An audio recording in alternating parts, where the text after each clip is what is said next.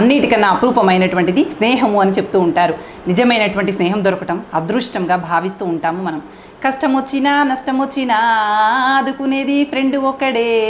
ఇలాంటి పాటలు విన్నప్పుడు నిజంగా స్నేహం అనేది అత్యద్భుతం కదా అనిపిస్తూ ఉంటుంది. కానీ కొంతమంది స్నేహం అనేటువంటి ముసుగులో స్వార్థపూరితంగా ఉంటూ జీవితాలని పత్రం చేస్తూ ఉంటారు. ఇదిగో మన సబ్స్క్రైబర్లో ఒక ఆవిడకి కూడా ఇలాంటి ప్రమాదమే ఎదురయ్యింది.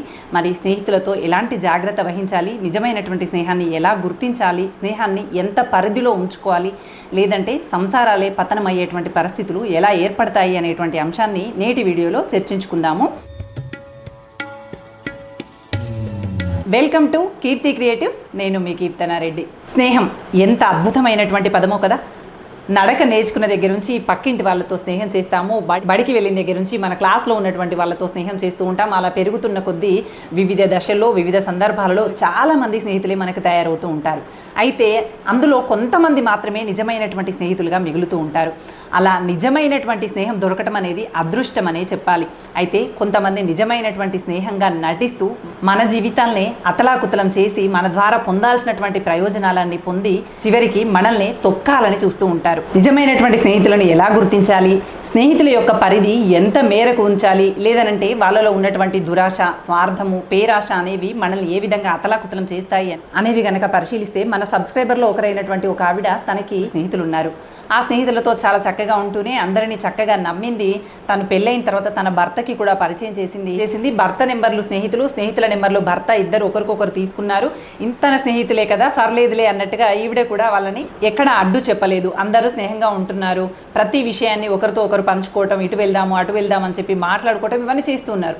ఇంతవరకు బాగానే ఉంది. కానీ క్రమక్రమేణా రోజులు గడుస్తున్న కొద్దీ ఈ స్నేహం కాస్త మరోవైపుకు దారి తీసింది. కొంతకాలం గడిచేటప్పటికీ ఈ స్నేహితురాల్ని కాస్త పక్కకు పెట్టేసి తన భర్తతోనే ఎక్కువగా స్నేహం చేయటము, ఇంకా చెప్పాలంటే తనకి తెలియనటువంటి విషయాలు కూడా తన భర్తకి తన స్నేహితులకి మధ్య కొనసాగుతూ ఉండటం ఈవిడ గమనించింది. ఇప్పుడు ఏమి చేయాలో అర్థం కానటువంటి పరిస్థితి. తను తప్పు చేసిందా, ఒప్పు చేసిందా? తన స్నేహితులని భర్తకి పరిచయం చేయటమే తను చేసినటువంటి తప్పంటారా? తను నిజమైనటువంటి స్నేహితులు అని నమ్మే కదా ఏమాత్రం కల్మషం లేకుండా తన భర్తని కూడా పరిచయం చేసి స్నేహపూరితమైనటువంటి వాతావరణాన్ని ఆహ్వానించింది. కానీ స్నేహితులు ఏం చేశారు? క్రమక్రమంగా ఆ భర్తతో ఉండేటువంటి ప్రయోజనాల కోసము నెమ్మదిగా భార్యాభర్తల మధ్య విభేదాలు తలెత్తినప్పుడు అది మొదటి నుండి అలాంటిదే, అది అలాగే ప్రవర్తించేది, ఇలాగే ప్రవర్తించేది, అలాంటిది ఇలాంటిది అంటూ లేనిపోని విషయాలన్నీ భర్తతో మాట్లాడుతూ ఉండటం మళ్ళీ తనతో కూడా స్నేహంగానే ఉన్నట్టుగానే నటించటం. తన ముందు తనతో ఉన్నట్టుగా ఉంటూ ఉన్నారు, తన లేనటువంటి సందర్భంలో భర్తతో మాట్లాడుతూ లేనిపోని అన్నీ చెప్తూ ఉన్నారు. ఇలాంటి పరిస్థితుల్లో తను కామెంట్ చేస్తూ మనకు రాసింది, ఇలాంటి పరిస్థితుల్లో నా ఇంట్లో నేనే ఒంటరిగా కనిపిస్తూ ఉన్నాను, ఎవరికి చెప్పుకోవాలో అర్థం కాక మనకి తన బాధని వ్యక్తం చేసింది. తన ఇంట్లో తనను ఒంటరిని చేస్తున్నారు. తను పరిచయం చేసినటువంటి స్నేహితులే తన భర్తతో అతి స్నేహాన్ని పెంచుకొని తనని ఒంటరిదాన్నిగా మిగులుస్తూ ఉన్నారు. స్నేహితుల మీద ఉన్నటువంటి నమ్మకంతో భర్తకు పరిచయం చేసింది. కానీ వాళ్ళే తన కుటుంబాన్ని అతలాకుతలం చేసేలాగా ప్రవర్తిస్తారని ఊహించలేకపోయింది. ఈ సంఘటన ఆధారంగా మనం తెలుసుకోవాల్సినటువంటి అంశం ఏంటి? భార్య భర్త ఒక అతీతమైనటువంటి బంధం. ఎప్పుడైతే భర్త చేత 3 ముళ్ళు మన మెల్లో పడతాయో ఆ క్షణం నుంచి అతడు ఆత్మబంధువు అయిపోతాడు. తనే సర్వస్వంగా భావిస్తూ ఉంటాము. నా వాళ్ళు, నా వ్యక్తి తనతో కలిసి ముందుకు సాగాలి, మిగతా జీవితం అంతా తనతోనే ఉంటుంది, నేనంటూ ఏదైనా పూర్తిగా చెప్పుకోవాలి అంటే అది నా భర్తకు మాత్రమే అనేటువంటి ఆలోచన భార్యలో పడుతుంది. నాకంటూ తోడు ఉంది, తనే సర్వస్వము అనేటువంటి ఆలోచన భర్తలో పడుతుంది. ఇలా సంసారం అనేటువంటి బండికి కట్టిన రథచక్రాల్లాగా కలిసి ఐకమత్యంతో ముందుకు సాగుతూ ఉన్నప్పుడు స్నేహితుల పేర్లతో వీళ్ళ జీవితాల్లోకి కొంతమంది ప్రవేశిస్తూ ఉంటారు. అది భర్త స్నేహితులని భార్య జీవితంలోకి కావచ్చు, భార్య స్నేహితులని భర్త జీవితంలోకి కావచ్చు. ఇలా ఎవరి వైపు నుంచి అయినా కావచ్చు, కొంతమంది స్నేహం రూపంలో వీళ్ళ జీవితాల్లోకి ప్రవేశిస్తారు. ఇలా ప్రవేశించినటువంటి వాళ్ళు అంతటితో ఆగిపోతారా? అతి చనువు తీసుకొని వీళ్ళ జీవితాల్లో లేనిపోని చిచ్చులు రేపుతూ ఉంటారు. అన్యోన్యంగా సాగుతున్నటువంటి వీళ్ళ జీవితాన్ని అతలాకుతలం చేస్తూ ఉంటారు. లేనిపోని అనుమానాలని సృష్టించి భార్యాభర్తల బంధాన్ని బీటలు పారుస్తూ ఉంటారు. ఒక మాట గుర్తుపెట్టుకోండి, అది భార్య అయినా కావచ్చు, భర్త అయినా కావచ్చు, ఈ జీవితాల్లో ఎంతటి దగ్గరి స్నేహితులైనా, ఎంత కాలం నుంచి సన్నిహితంగా ఉంటున్నప్పటికీ కూడా మీ సంసారిక జీవితాన్ని, వ్యక్తిగత జీవితాన్ని, భర్తకు సంబంధించినటువంటి విషయాలను, భార్యకు సంబంధించినటువంటి విషయాలను పంచుకోకండి.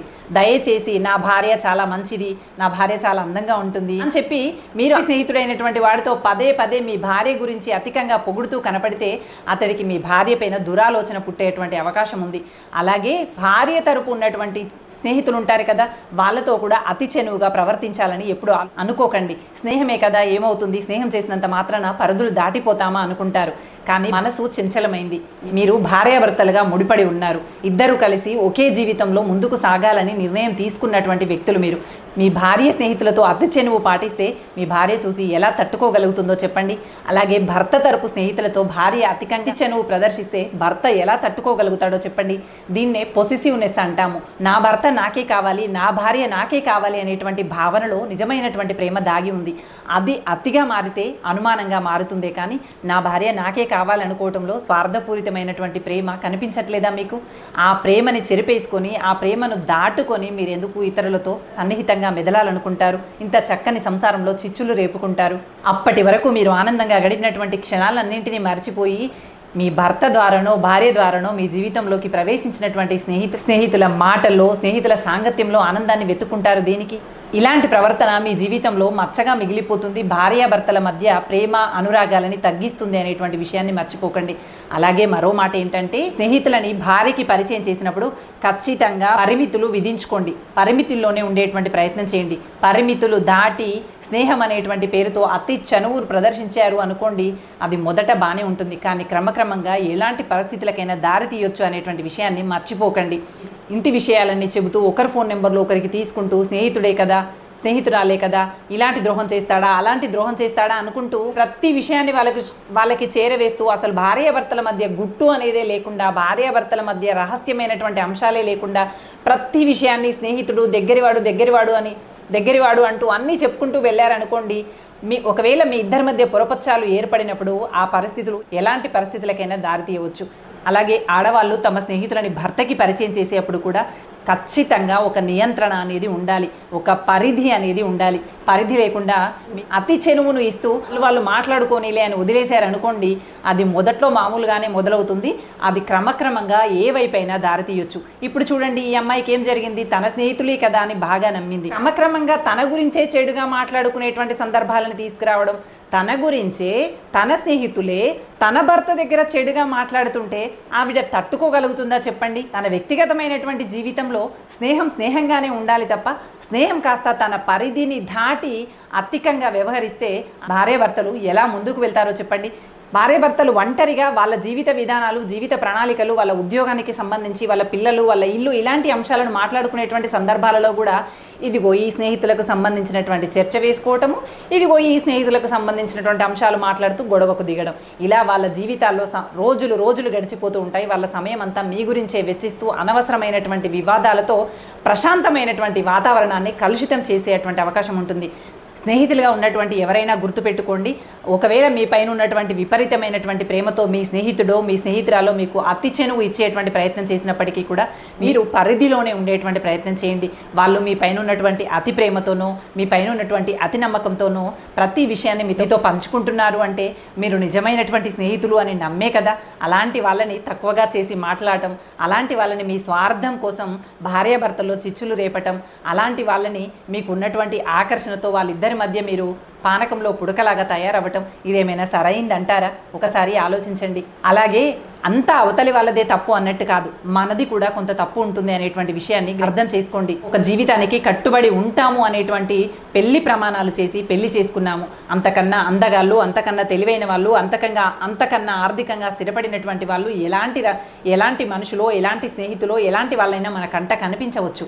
కనిపించినంత మాత్రం చేత భ్రమకి లోనవుతామా, ఆకర్షణకి గురి అవుతామా, మనల్ని 4 మాటలు పొగిడంత మాత్రం చేత మనం చేసినటువంటి పెళ్లి ప్రమాణాలు మర్చిపోతామా? మన పరిధి ఏంటి, మన పరిమితి ఏంటి, మనం ఎంతలో ప్రవర్తించాలి అనేటువంటి విషయం అర్థం అవ్వాలి కదా. పరిధి తెలుసుకొని మీ పరిధిలోనే ఉండేటువంటి ప్రయత్నం చేయండి. అధికంగా ఆలోచిస్తూ, అధికంగా అత్యాశకు లోనవుతూ, అధిక ఆకర్షణలకి గురవుతూ మీ జీవితాన్ని మీరే నాశనం చేసుకోకండి చేతులారా. స్నేహాన్ని అనేది స్నేహంగా ఎంజాయ్ చేయండి. అంతేకాని స్నేహాన్ని కూడా కుటుంబంలోకి పట్టుకెళ్ళి అది భర్తకి పరిచయం చేసి భర్తకి కూడా స్నేహంగా మారుద్దామనేటువంటి భ్రమలో ఆ స్నేహం కాస్త విచ్ఛిన్నమై మరో రకమైనటువంటి భావనలోకి దారి తీసి అది మీ సంసారంలో చిచ్చుగా మారి అగ్నికీలలై రగులుతుంటే ఆ అగ్నికీలలో దహించబడుతూ ఉంటారు మీరు. అందుకని మీ స్నేహాన్ని మీ వరకే పరిధిని నిర్ణయించుకోండి. అవతలి వాళ్ళ దగ్గరికి వెళ్ళేటప్పుడు దానికి ఎంతలో ఉండాలో అంతలో ఉండేలాగా మీరు కఠినంగా వ్యవహరించగలగాలి. ముందు నుంచే కఠినంగా పరిమితులు నిర్ణయిస్తూ ఇరువైపులా వాళ్ళ స్థానంలో వాళ్ళు ఉండేలాగా మీ ప్రవర్తన విధానం ఉండాలి. అలా కాకుండా మీరు అతి చనువు ప్రదర్శిస్తూ ఇద్దరి మధ్య వారధిలాగా నిలబడి వాళ్ళు చక్కగా మాట్లాడుకుంటూ ఉంటే మీరు ఇంకా ఎంకరేజ్ చేస్తూ వచ్చారనుకోండి, ఖచ్చితంగా వాళ్ళు మాట్లాడుతూ కొన్ని రోజులు పోయిన తర్వాత మీ గురించే మాట్లాడుకునేటువంటి సందర్భాలు ఎందుకు రావు చెప్పండి? అలా అతి చనువు ఇచ్చింది మనమే కదా. అందుకోసమని మీరు ఖచ్చితంగా మొదటి నుండే స్థిరంగా స్థిమితంగా కాస్త ఖచ్చితత్వపు భావనతో పరిధిలో నిర్ణయిస్తూ ఇది నా వ్యక్తిగత జీవితం, ఇతడు నా భర్త, ఇది నా కుటుంబం, ఇది నా స్నేహము, ఈ స్నేహానికి ఈ కుటుంబానికి మధ్య పరిధులు అనేవి ఉంటాయి. ఈ పరిధులు దాటి నా కుటుంబంలోకి ప్రవేశించకూడదు, మీ పరిధిలో మీరు ఉండాలి అన్నట్టుగా మీ మాటల ద్వారా మీ చేతల ద్వారా వాళ్ళకి వ్యక్తపరచాలి తప్ప మీరు చాలా లీన్నెస్ ఇస్తూ ఏమాత్రం స్ట్రిక్ట్గా లేకుండా లూజ్గా వదిలేశారు అంటే ఖచ్చితంగా వాళ్ళ పరిధులు దాటి మన కుటుంబాల్లోకి ప్రవేశిస్తారు. అందుకోసమని తెలివిగా ప్రవర్తించండి. మంచితనం ఉండాలి కానీ అతి మంచితనం పనికిరాదు. స్నేహం పేరుతో మన గడప దాటి మన ఇంట్లోకి వచ్చి నీ భర్తతోనే నీ గురించి చెడుగా మాట్లాడుతున్నారు అంటే నువ్వు వాళ్ళకి ఎంత లీన్నెస్ ఇచ్చావో ఒక్కసారి గమనించుకో. ఇప్పటి నుండైనా నీ భర్తతో గొడవ పడటం మానేసి ఇప్పటి నుండైనా స్ట్రిక్ట్గా వ్యవహరించడం నేర్చుకో. నీతో కలిసి బ్రతకాలనుకున్నటువంటి నీ భర్తకి ఖచ్చితంగా కూర్చోబెట్టుకొని ఈ విషయం చెప్పు. నేను ఇలాంటి విషయాలు మాట్లాడితే బాధపడుతున్నాను, వాళ్ళకి ఎంతవరకు విలువ ఇవ్వాలో అంతవరకే విలువ ఇవ్వు. కలిసి ముందుకు సాగాల్సింది మనిద్దరం తప్ప వాళ్ళు కాదు. వాళ్ళు నా ద్వారా నీకు పరిచయం అయ్యారు, నన్నే తక్కువ చేసి మాట్లాడుతుంటే నా మనసు ఎంతలా బాధకి గురి అవుతుంది. నేనే కనుక నీ స్నేహితులతో అలా ప్రవర్తిస్తే నీకు ఎలా ఉంటుంది అని చెప్పి కూర్చోబెట్టుకొని మీ మనసులో ఉన్నటువంటి బాధని తనకు అర్థమయ్యేలాగా చెప్పండి. మీ సంసారాన్ని మీరే చక్కదిద్దుకోండి. మొదటగా మీ సంసారంలో అనవసరమైనటువంటి వాళ్ళందరినీ తెచ్చిపెట్టుకొని స్నేహం పేరిట అతలాకుతలం పేరిట అగమ్య గోచరంగా మార్చుకుంది మీరే. మళ్ళీ ఓర్పుతో నిదానంగా మీ సంసారాన్ని చక్కబెట్టుకోవాల్సినటువంటి బాధ్యత కూడా మీదే. ఈ అనుభవాన్ని ఆసరాగా చేసుకొని ఇక మీదట ఎవరైనా స్నేహం పేరుతో అత్యధిక చనువుతో మీ జీవితంలోకి రావాలి అనుకుంటే దానికి ఖచ్చితంగా ఒక బార్డర్ అనేది పెట్టండి. ఆ బార్డర్ దాటి మీ జీవితంలోకి వచ్చేటువంటి అవకాశం కానీ అధికారం కానీ వాళ్ళకి ఇవ్వకూడదు అంటే ఖచ్చితంగా స్థిరంగా మీ అభిప్రాయాన్ని చెప్పగలగాలి. మీరు ఏదైతే మాట్లాడితే మీకు నచ్చట్లేదో నచ్చినటువంటి విషయాన్ని ధైర్యంగా వాళ్ళ ముందు చెప్పగలగాలి. అలాగని గయ్యాలితనంగా ప్రవర్తించమని కాదు, ఖచ్చితమైనటువంటి నిర్ణయాలని వ్యక్తపరచగలగాలి. వాళ్ళ పరిధి వాళ్ళకి అర్థమయ్యేలాగా ప్రవర్తించగలగాలి. అంతేకాని స్నేహితులు కదా మొహమాటానికి పోతాము అంటే ఇది నీ వ్యక్తిగత జీవితం. నీ భార్యాభర్తలుగా మీరు ముందుకు సాగాల్సినటువంటి జీవితం ఎంతో ఉంది. ఎక్కడ రాజీ పడి కానీ మొహమాట పడి కానీ చులకన భావానికి గురి అవుతూ తగ్గి ఒదిగి జీవిస్తాను అంటే అది 1-2 రోజుల సమస్య కాదు. ఏ మాత్రం కూడా మొహమాటం లేకుండా ఖచ్చితంగా కూర్చోబెట్టి నీ స్నేహితులతో ఇది నాకు నచ్చట్లేదు అని చెప్పటం, నీ భర్తతో ఇది నాకు నచ్చట్లేదు అని చెప్పటం, అలాగే ఒకవేళ మగవాళ్ళు అయితే కనుక ఆడవాళ్ళని కూర్చోబెట్టుకొని ఇది నాకు నచ్చట్లేదు, ఇది సరైన పని కాదు అని చెప్పటం, సంసారానికి స్నేహానికి మధ్య ఉన్నటువంటి తేడాగానే చూస్తూ ఈ రెండింటిని స్నేహంగానే కొనసాగాలి, సంసారిక జీవితం సంసారికంగానే కొనసాగాలి. ఈ రెండు కలిసిపోయి గజిబిజిగా మారిపోయి ఎవరి పట్ల ఎలాంటి వివక్ష చూపిస్తున్నారో అర్థం కానటువంటి పరిస్థితులు ఏర్పరచుకుంటే నష్టపోయేది మీరే. భార్యాభర్తలుగా మీరే నష్టపోతారు.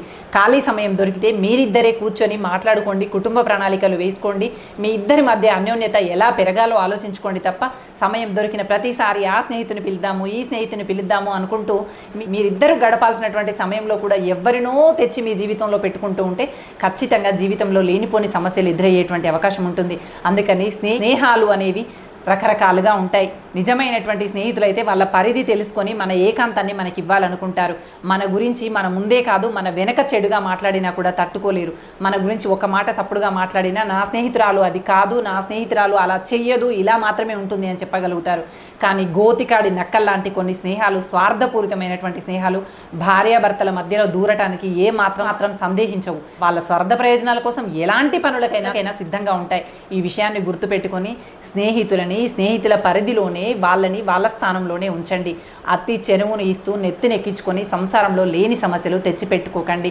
అది మగవాళ్ళైనా సరే ఆడవాళ్ళైనా సరే తమ పరిధులను తెలుసుకొని పరిధిలోనే ఉండేలాగా మీ ఇంటికి మీరే యజమానిలాగా వ్యవహరిస్తూ మీ కుటుంబాన్ని అందమైన హరివిల్లులాగా పచ్చని పొదరిల్లులాగా మార్చుకునేటువంటి ప్రయత్నం చేయండి తప్ప స్నేహపూరితంలో మన జీవితంలోకి అడుగుపెట్టేటువంటి అగ్నికీలలని ఎప్పుడూ ఆహ్వానించకండి. మొదటగా అతి చెనువునివ్వకండి, తర్వాత మీరే బాధపడుతూ కూర్చోకండి. కొంతమంది పని మనుషుల రూపంలో కూడా ఇలా ఉంటూ ఉంటారు. వాళ్ళని పని చేయడానికి తెచ్చి మన ఇంట్లో పని మనుషులుగా పెట్టుకుంటాము, కానీ వాళ్ళు కుటుంబ వ్యవహారాలలో అన్నింటిలో తలలు దూరుస్తూ ఉంటారు. ప్రతి విషయంలో చర్చిస్తూ ఉంటారు, ప్రతి విషయంలో ఇన్వాల్వ్ అవుతూ ఉంటారు. అలా ప్రతి విషయంలో వాళ్ళు ఇన్వాల్వ్ అవుతున్నారు అంటే తప్పు ఎవరిది చెప్పండి? మనమే వాళ్ళకి అతి చెనువు ఇస్తున్నామనే కదా. భార్యనో భర్తనో వాళ్ళకి అతి చెనువు ఇస్తూనే ఖచ్చితంగా ఆ చెనువును ఆధారంగా చేసుకొని వాళ్ళు మీ కుటుంబ విషయాల్లో జోక్యం చేసుకునేటువంటి అవకాశం ఉంటుంది. అలా కాకుండా మీరు భార్య భర్తలు ఇద్దరు దృఢంగా నిలబడి పని మనిషిలాగే ఉంచగలిగితే ఆవిడ ఎందుకు జోక్యం చేసుకుంటుంది? సంసారాలు ఎందుకు పతనమవుతాయి? పని మనిషి రూపంలో వచ్చినటువంటి వ్యక్తిని మీ అవసరాలు తీర్చడానికి తను మీ దగ్గర పనిచేస్తున్నటువంటి ఒక ఉద్యోగస్తురాల్లాగానే చూడండి తప్ప నా దగ్గర అతి మంచితనం ఉంది, పని మనిషిని కూడా నేను బాగా చూసుకుంటాను అంటే అది అర్థం చేసుకునేటువంటి వ్యక్తి అయితే పర్వాలేదు. మా అమ్మ నన్ను చాలా బాగా చూసుకుంటుంది అని అర్థం చేసుకునేటువంటి వ్యక్తి అయితే పర్వాలేదు. కానీ దాన్ని అతి చెనువుగా భావించి కుటుంబ వ్యవహారాల్లో తలదూరుస్తూ మనకే తలనొప్పిగా మారేటువంటి వాళ్ళు కూడా ఉంటారు అనేటువంటి విషయాన్ని గుర్తుపెట్టుకొని వ్యవహరించండి. మంచితనం ఉండాలి, కానీ అతి మంచితనము మనల్ని పతనం చేస్తుంది అనేటువంటి అంశాన్ని అర్థం చేసుకోండి. మన ఇంట్లోనే తింటూ మన తిన్నింటి వాసాలు లెక్క పెట్టేటువంటి వాళ్ళు ఎంతోమంది ఉంటారు అనేటువంటి విషయాన్ని అర్థం చేసుకో. నీ ఇంటికి నీవే ఒక సైన్యమై, నీ ఇంటికి నీవే ఒక రక్షణ కవచమై, నీ బంధాన్ని నువ్వే కాపాడుకుంటూ నీ సంసార సరిగమలు నువ్వే ఆలపిస్తూ ముందుకు సాగాలి అని కోరుకుంటూ thank you for watching. Bye.